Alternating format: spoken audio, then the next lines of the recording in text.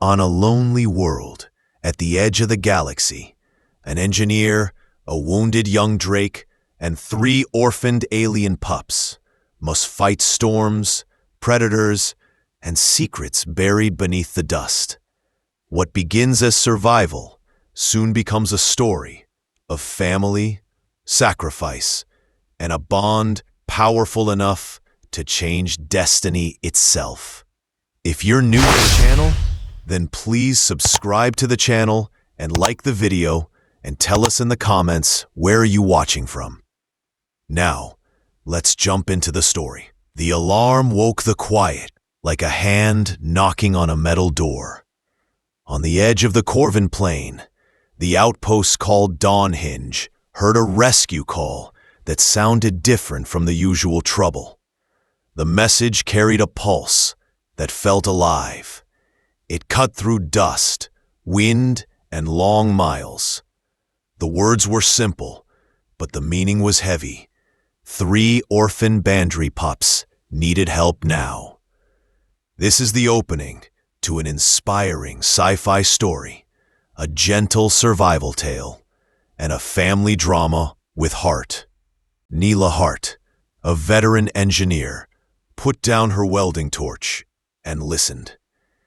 She had spent 3 decades fixing broken pipes, patching storm damage, and answering every kind of emergency. She knew the shape of fear in voices. This voice was careful, almost whispering, as if someone did not want to frighten whatever was nearby. The speaker identified a conservation relay. A meteor sweep at dawn had taken a mother Bandry. The young were only 4 weeks old. Transport was locked down for 3 days by quarantine rules. Without life support and skilled care, the little ones would not see morning. The relay asked Dawnhinge to step in. Neela stared at the far wall, where heat vents glowed, and thought about the other resident of the outpost, an adolescent drake they called Solace, or simply Saul. Saul had arrived months earlier, broken wing, fierce eyes, and a temper sharpened by pain. Neela had fed her, cleaned the torn membrane, and built a brace from scrap titanium and patience. When the drake could fly again, she did not leave. She stayed near the vents, helped shift heavy crates, and watched Neela work with a focus that felt almost like gratitude. Even so, a young drake and 3 fragile pups sounded like a recipe for risk. Neela weighed duty against danger. She remembered nights when strangers had helped her with nothing to gain. She remembered the rule that had kept her alive on backwater jobs. Help first, worry second. She opened the channel and said yes, she would take them. She would figure the rest when they arrived. This is how real heroes sound in quiet moments. This is the voice of a true, inspiring story. A small pod descended at dusk, steam rolling off its hull. The pilot carried a thermal bundle and kept looking at the workshop window, where a drake's silhouette moved in the light. He offered a tight smile, wished good fortune, and lifted off as soon as the bundle left his hands. The weight in Neela's arms felt almost nothing, but the responsibility felt like stone. Inside, 3 tiny bodies shook as if winter lived under their fur. Neela laid them on a clean pad beneath a bright lamp and opened the blanket. The pups were the size of small loaves of bread. Their masked faces were still faint. Their paws were clever little hands that had not learned how to hold the world yet. Their eyes were closed. They made soft sounds that said, "We are here. Please help us." This is the kind of detail a voiceover should linger on. Gentle, clear, and full of care. Soul lifted her head at the first squeak. She walked forward in slow steps, wings folded tight, claws set down with care. Her eyes were a cool silver, curious but calm. Neela kept one hand near a tranquilizer by habit and kept her voice low and steady. She said the word easy, the way people speak to nervous animals and panicked friends. Soul stopped at the table, tasted the air, and lowered her head until her breath warmed the blanket. The pups pressed into each other, bodies trying to become one shape. Neela pulled a second blanket closer, then saw Soul do something that changed the room. With a single claw, she nudged the edge of the blanket up and around the small pile. Not a grab, not a poke, but a gentle tuck, the kind that keeps cold from finding a gap. Then Soul lifted one wing and made a tent of warmth, blocking the draft that slid along the floor. The scene looked like the beginning of a family, not a hazard report. This is a sci-fi story told with heart, perfect for a voiceover that invites the listener to lean in. Neela worked fast. She read the tags on emergency formula, boiled water, sterilized tiny valves, and checked measurements twice. The first feeding was slow. The pups were weak and did not know the shape of the bottle. One coughed. One turned its head away. The smallest lay very still. Neela kept her tone patient and even. She counted seconds. She reminded herself that small victories become tomorrows. Soul watched every movement. When the smallest pup refused again, the drake made a low sound that seemed to rise from the floor. It was not loud. It was steady, like a string stretched and plucked with a soft finger. The pup twitched, turned that blind face toward the note, and reached. The latch held. The throat worked. Breath steadied. Neela let out air she did not know she was holding. This is the moment a voiceover should mark with simple words. A sound, a turn, a swallow, and hope returns. By artificial night, the room had a new order. A cot became a pen. A shelf became a climbing step. The lamp beam softened. Soul kept the wing tent in place without moving. Every few minutes, she adjusted her tail to hold the table steady. When Neela tried to carry the pups to a fresh nest across the room, Soul stepped once to the side and patted the floor near her chest. The request was clear. Keep them here. Neela looked at the drake's careful posture, remembered the patient hum, and nodded. She placed the pups in the warm curve of a folded wing.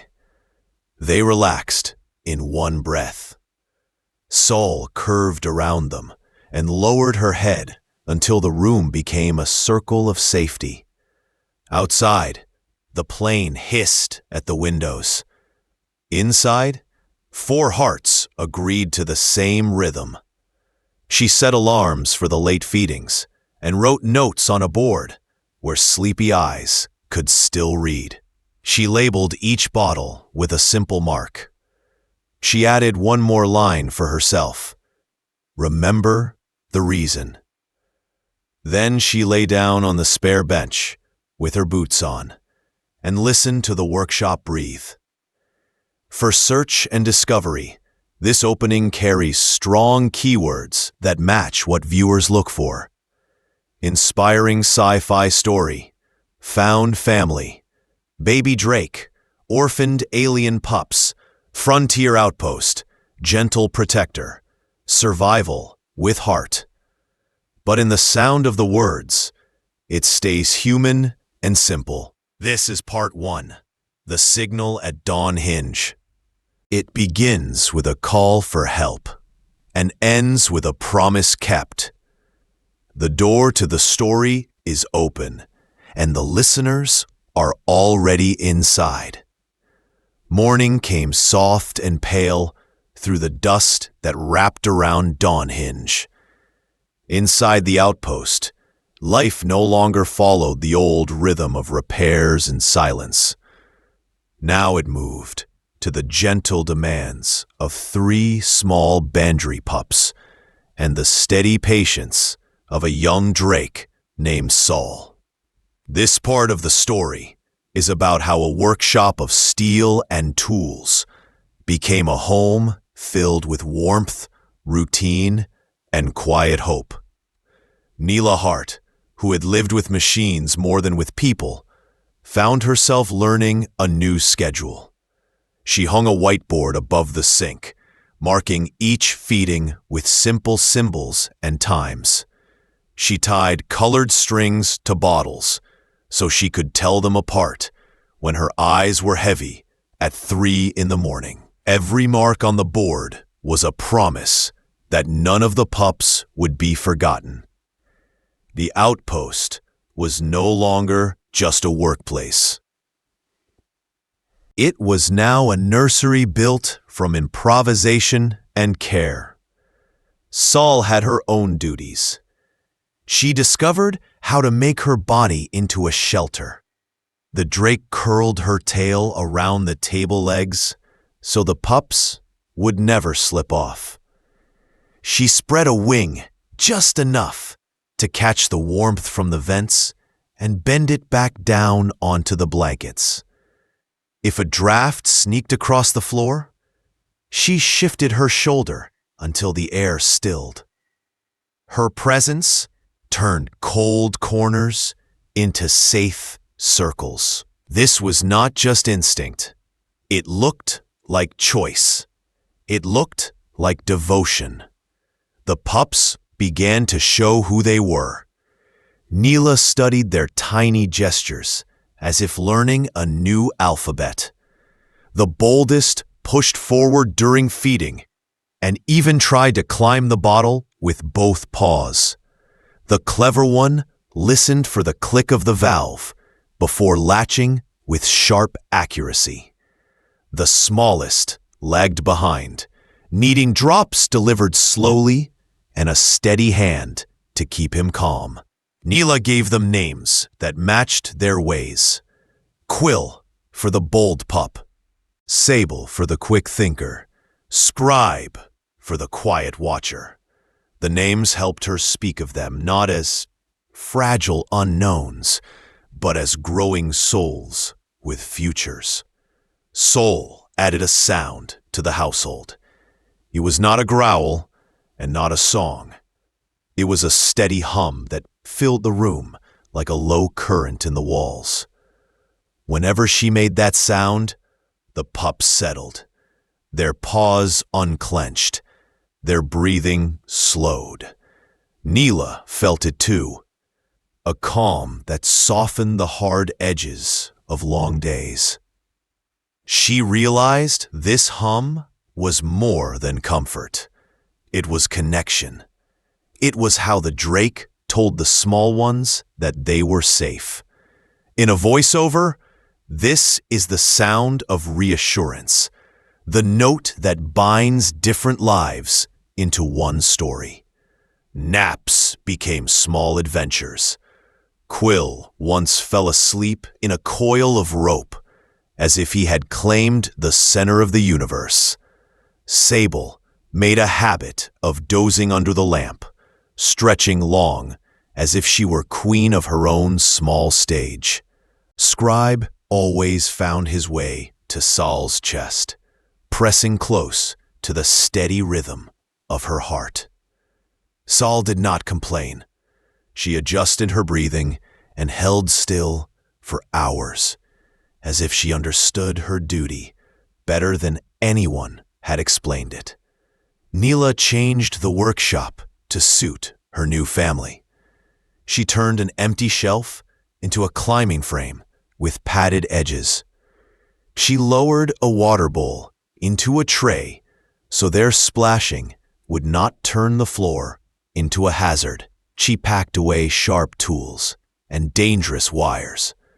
The space that once smelled of oil and metal now carried the mixed scents of warm milk, soft cloth, and the sweet musk of young creatures learning to live. The outpost itself seemed to relax, as if it liked being more than a machine. Trouble still visited, even in small ways. One evening, Quill coughed hard and pushed the bottle away. Saul let out a high, distressed chirp, but did not move closer, holding her ground with discipline. Neela tilted the pup, rubbed his back, and waited for the breath to return. It did. The pup blinked, offended but alive, and latched again with new determination. It was a reminder that each day was a test, and each test taught them all how to trust more deeply. As days turned into a week, the pups opened their eyes. Quill's gaze was bright and restless. Sable's eyes were sharp and thoughtful. Scribe's were calm and steady, as if he were older than his days. Every milestone was a small victory, the first confident steps, the first playful chirps that sounded like questions, the first clumsy climbs on the new shelf. Saul responded to each with care. She used her wing to catch a slip, her tail to guide a wanderer, and her claws to nudge bottles into reach. She even learned to unwrap nutrition bars with the tip of a claw and hand them to Neela, a helper in every sense. Neela recorded moments on her console. She did not share them with the researchers who kept requesting access. She saved them for herself. Proof that the ordinary could turn into the extraordinary when hearts made room for each other. She accepted one delivery from a quiet donor: heat pads, blankets, and small harnesses with bright colors. She smiled as she unpacked them, knowing that others had begun to care for this unlikely family too. Sleep was short, but it was no longer empty. Each alarm at night was not a burden, but a call to meaning.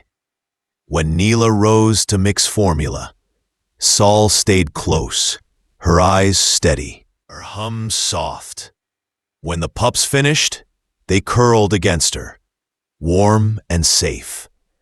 One night, Neela tried moving them into a new pen she had built with care, but Saul stepped in the way and gently patted the floor beside her chest.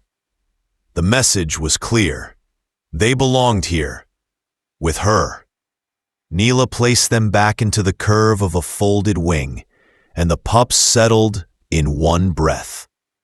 The outpost no longer felt like a lonely station on the edge of nowhere. It felt like a living story.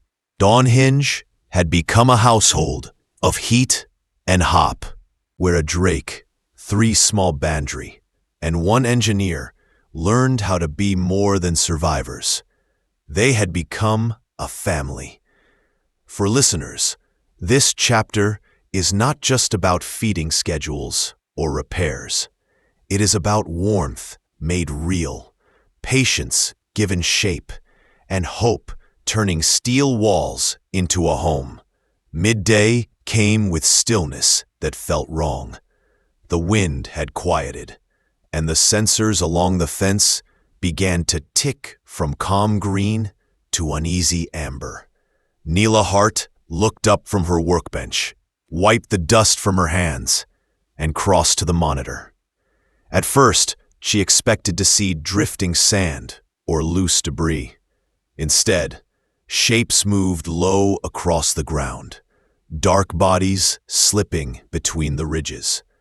Her stomach tightened as she counted. 4, then 6. Cliff maulers, predators with jaws made for crushing bone, and a mind sharpened by the power of the pack. She did not say the word danger out loud, but her voice carried the weight of it when she whispered company. Sol heard it first in her tone, then in the air itself. The young drake rose from her resting spot with a motion that spoke of readiness, not fear. Her eyes flicked to the three pups, who were wrestling in a soft nest of blankets. With quick precision, Sol swept them behind the old milling machine. She curled her tail across the opening and lowered her wing to shield them, a living wall of scale and heat. The pups whimpered once, then pressed together in silence, trusting the circle she had made for them. Neela reached for the rifle that rarely left its place by the door. Her hands moved fast, but her heart slowed in her chest. She had faced storms, accidents, and failing machines. But predators were different. They thought, they planned, and they did not stop once they found a reason to come. Outside, the maulers paced along the perimeter, noses to the ground, testing for weakness. One pressed its weight against the fence, jaws snapping at the crackle of power. Another began to dig at the soft earth near a section damaged by dust storms. The rest spread out, circling with patient hunger. "The grid will hold," Neela said, though her voice carried no conviction. She had patched that fence twice in the last season, and she knew its flaws better than anyone. Sol stepped to the door. Her scales shifted in the dim light. First a dull pewter, then a shimmer like heat rising from stone. Sparks traced along her body, thin as threads of lightning, growing brighter with each breath. Her eyes glowed with a depth that made the room itself feel smaller. Neela had read of this in technical reports, whispers in research logs. Adolescent drakes were not supposed to summon a defensive field until much older. Yet here, before her, Sol glowed with the early light of power, her body carrying both heat and charge. The lead mauler found the weak seam and clawed harder, dirt flying in a spray. Neela lifted her rifle, sighted the ground before the creature, and prepared to fire a warning shot. Before her finger pulled the trigger, Sol moved. The door exploded outward on its hinges as the drake surged into the yard. Wings spread wide, she filled the space with the ancient image of power. The sound that followed was not a roar of anger. It was something older, a call carved into the memory of every creature that had ever feared fire and scale. The maulers froze, ears flat, their confidence torn away in an instant. The leader tried one last test, lunging forward with reckless courage. Sol's tail flicked like a whip of iron, catching the predator mid-leap and hurling it into the dust. It landed in a broken heap and did not rise.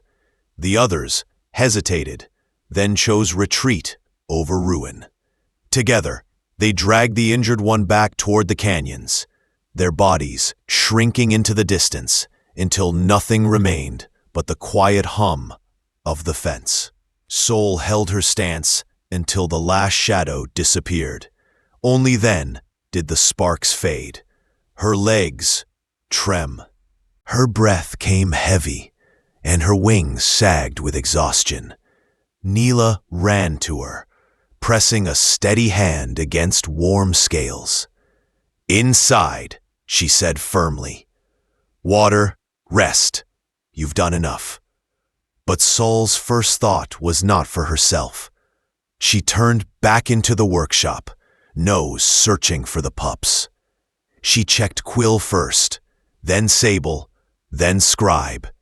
Each one sniffed and pressed gently, as if counting them whole. Only after they responded with tiny squeaks did she settle down. Folding herself low to the ground, The pups clambered over her without hesitation, their small paws pressing reassurance into her tired body. News traveled fast. Within 2 days, the conservation network filled Neela's screen with messages. Researchers wanted to observe the drake and the pups. Officials questioned the risk of raising predators and prey under one roof. One loud voice called it reckless. Another called it revolutionary. Neela shut the channel after hearing enough. "This isn't a study," she said. "This is a family." Still, something good followed. Dawn Hinge received formal recognition as a wildlife shelter. Supplies arrived, more formula, soft bedding, and a guarantee that no outsider could separate Saul from the pups without review. It was protection on paper. But for Neela, it meant peace. In the days that followed, the family ventured outside again. The pups wore new harnesses, bright against their dark fur. Quill climbed rocks he could not descend. Sable examined beetles with curious paws, and Scribe collected sticks with the focus of a scholar. Saul walked in slow circles, patient and close, ready to catch each mistake before it turned to harm. One morning, they met a small group of wild bandri. The adults sniffed the air, wary but not hostile. The pups chirped greetings, but when they might have wandered to join their kind, they turned back. Quill perched on Saul's head, Sable leaned against her wing, and Scribe settled between her forelegs. The message was simple. Their home was here. Neela watched from the edge of the yard. The sight pressed warmth against her chest. Families, she thought, are not built by blood alone. They are built by choice, by courage, and by the promise to protect. The Corvin Plain was restless. Even before the storm arrived, Dawn Hinge groaned like an old ship straining against invisible waves. The walls creaked at night, and the windows rattled with every gust of warning wind. Meteorologists called it a convergence, a rare joining of air currents that could strip paint from steel and bury entire outposts. Locals used fewer words. They called it the Great Dust Season. Neela Hart knew what was coming. She prepared with quiet discipline, bracing panels, tying down loose crates, and checking the generator until her fingers ached. She stacked water, sealed vents, and taped every seam she could reach. Still, her eyes kept drifting to the weakest part of the roof, where old fasteners had complained during the last small store. No amount of tape or bolts could silence her worry. The pups felt it too.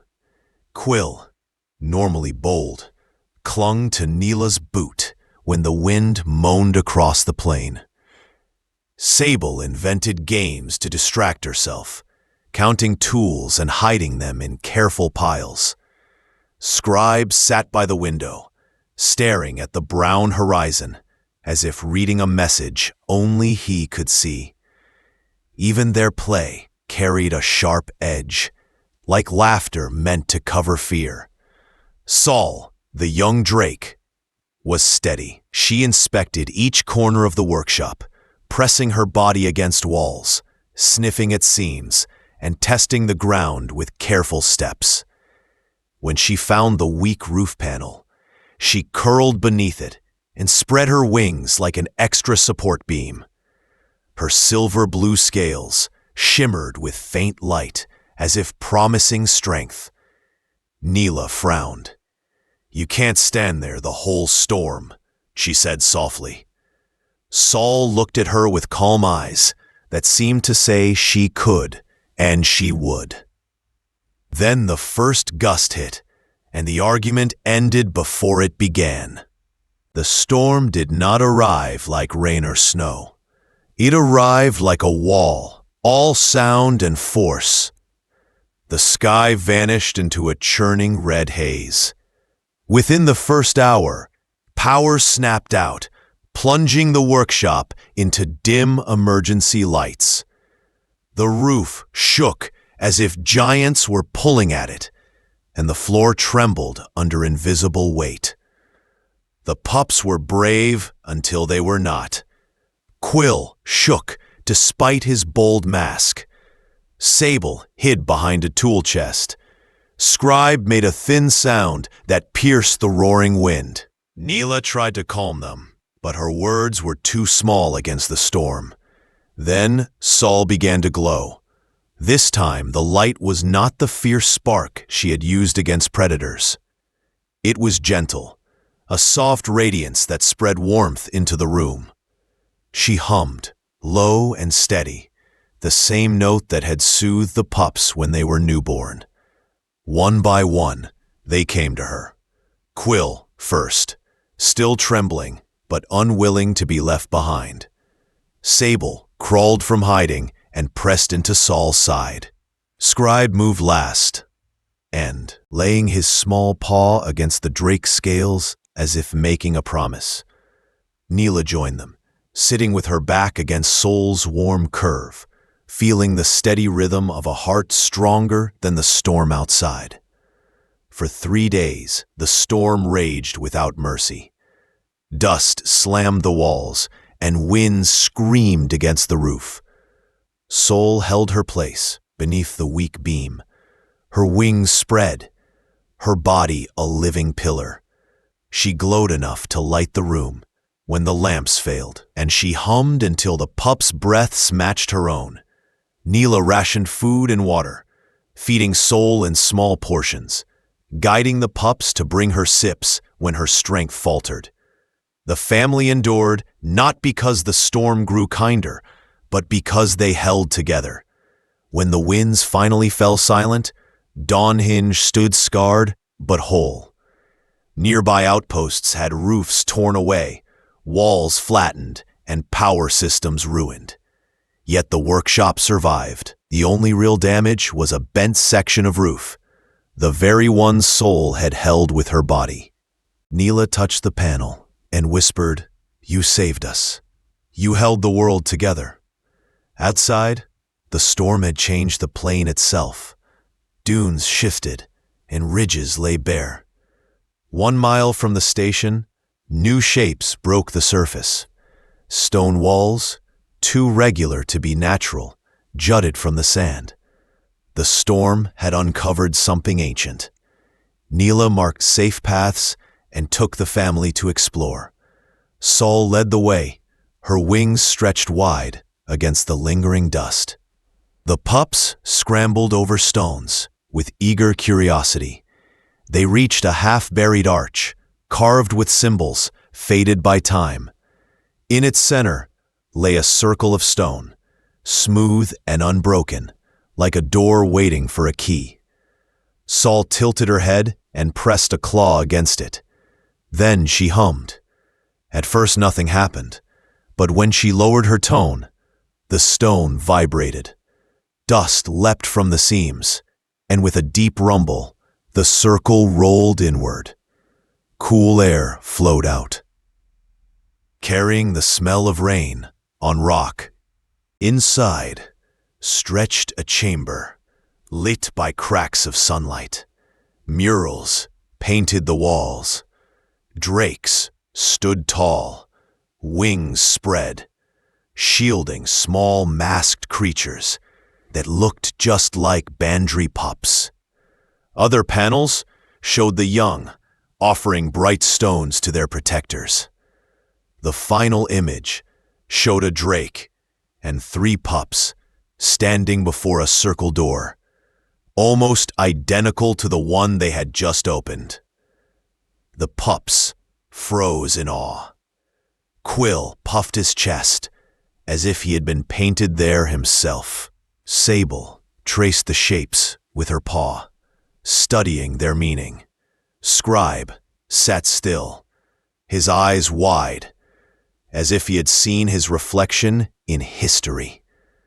Saul bowed her head, her hum echoing off the ancient stone. a note of recognition and belonging. Neela touched the carvings. This was here long before us. They told this story long before we arrived. She felt the truth settle into her bones. This was not just chance. It was part of something older, a promise carried across time. They left the chamber, soul steady and proud. Back at Dawn Hinge, Neela sent one simple message to the registry. She did not ask for scientists or surveys. She wrote only, "The family is safe. The story continues." That night, the pups slept curled around Soul, who glowed faintly in the dark. Neela leaned against her side and whispered, "We keep the circle.